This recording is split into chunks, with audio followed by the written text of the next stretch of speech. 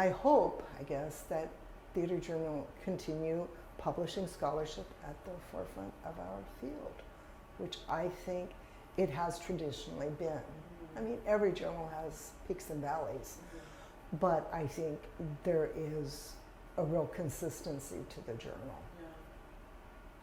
Of good quality, of good work, of sometimes taking risks, which is also really important, not just sitting back and letting it come to you, but actually going out. I think ongoing experimentation would be very important for the next 75 years. I mean, some of it is continue the work that we're doing, meaning continue the work of continuing to be global, thinking transnationally, thinking diasporically. I mean, I think that there have been many strides that TJ has made in that regard, but a continued commitment to having that happen, I think. And I think, again, it's support for the editorial process, like the true and rich support for peer review. Attracting top-notch, intellectually generous scholars as editors. Not only authors. Open access I don't see as a challenge, I see as an opportunity. Open access is really important because I think that having paywalls is not a good thing. What I worry about in the field today is that things that aren't open access, people will limit their engagement to whatever is publicly available. And the digital platforms, I think those are all great opportunities for journals. I think the minds are going to have to shift a bit about it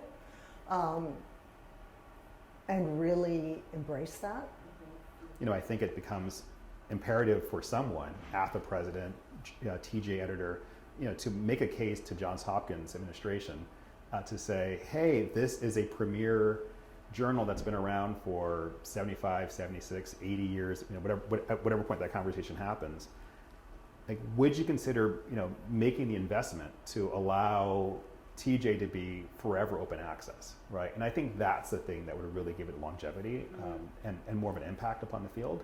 I would love to see academic publishing in general just find other, not let go of the journal form, but proliferate points of access. Journals can no longer afford to ignore what's happening in the virtual world, in the electronic world, because that's what young people are listening to all the time. However, there is still a role to be played by reading a serious scholarly article.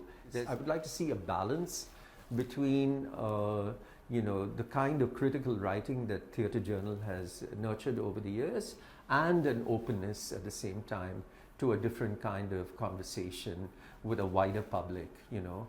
Do I want to see a world in which many of us would have a more, maybe a more solidified public forum? So, you know, I really wish actually mainstream journalism had the resources, right, to have us be public in that way. And it happens very exceptionally, and it's usually done incredibly well when it's done, but it doesn't happen very often. I think it is important that we learn to speak in different modes, you know, and not stick to one way of speaking or one way of writing. Access for the kinds of thinking and talking and writing and researching that people in academia do, making that available not only to students that we're training to become mini-me's, but to artists. I see sometimes artists getting turned off by scholarship because it doesn't feel like it's addressing them or speaking to them or really even about them. And you know, they're the people I think I want to be in conversation with. I want to learn from them. I want them to think that we have something to offer. I do fear the kind of academic publishing kind of diverging from the practice in ways that I think would be a shame. It would be a loss. Another opportunity for the next 75 issues, next 75 years, is to validate the production and performance work we're doing as research. Not as the end point of research, but as part of the stations along the way there has to be a research outcome.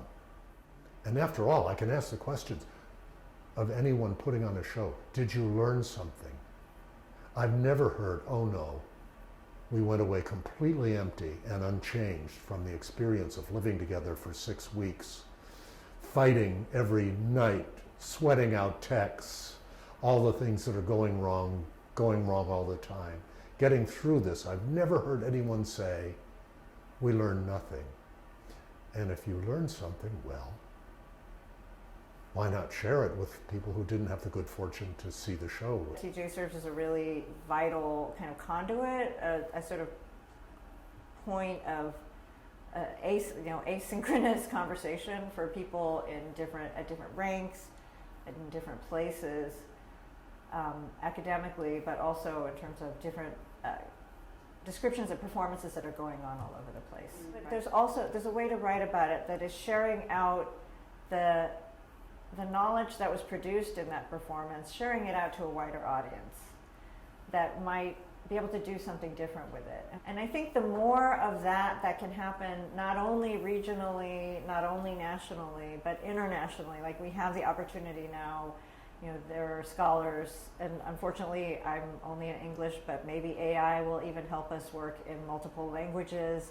I would love to see that function expand, right? To it be this kind of network, communication network, where we can all learn and teach about performance everywhere in ways I will never get to some of these places. But if I can learn about them through things I read in these journals, it would be fantastic.